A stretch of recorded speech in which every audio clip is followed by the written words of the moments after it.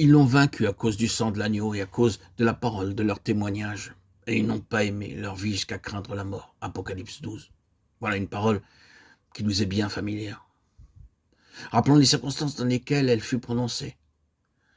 Elle fait partie d'une déclaration articulée dans le ciel par une voix forte, à un moment où les multitudes célestes sont en train d'observer un conflit colossal qui se déroule dans ce que nous pourrions appeler les cieux inférieurs.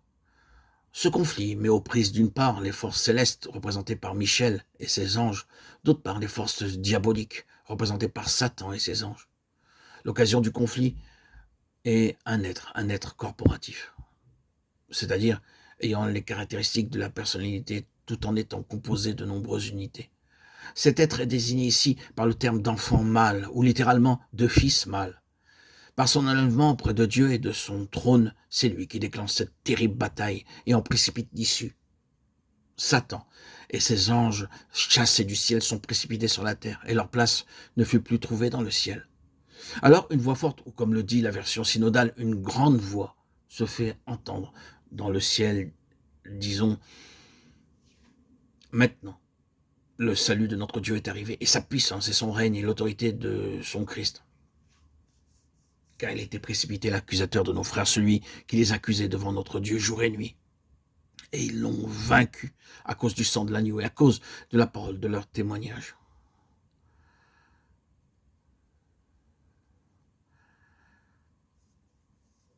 Et ils n'ont pas aimé leur vie, mais ils l'ont exposée à la mort.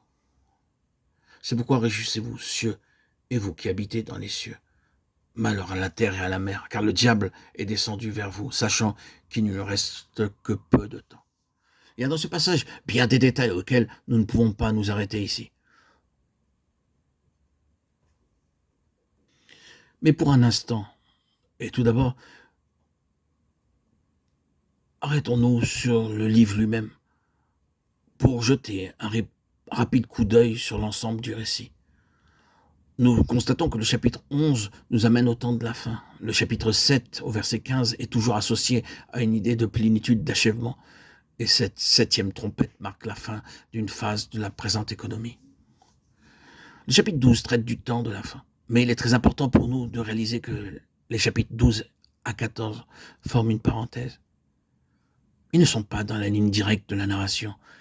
Ils constituent une partie distincte, insérée là. C'est la signification du mot parenthèse, pour expliquer ou confirmer ce qui a été dit. Le récit en lui-même est complet, mais quelque chose est introduit par voie de parenthèse pour élucider certains faits et en indiquer le sens. Ainsi, les chapitres 12 à 14 sont une parenthèse, une explication de ce qui vient d'être dit. Eh bien, tenons compte de ce fait, si nous réalisons qu'il en est bien ainsi, nous constatons alors que le chapitre 12 correspond au chapitre 2 et 3, et le mot qui nous donne la clé ou qui établit le lien entre ce chapitre 12 et ces chapitres 2 et 3 est le mot vaincre.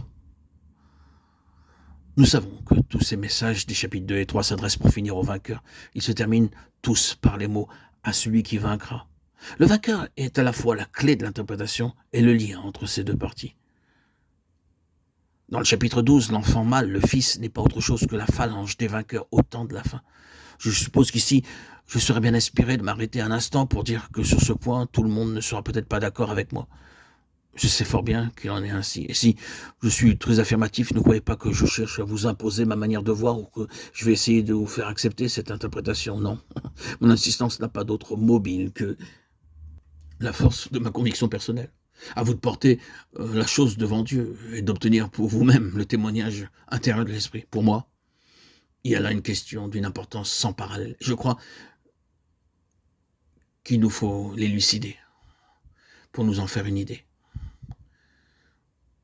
Je m'évertuerai à publier de nombreux audios dans les semaines à venir pour expliquer ce fait.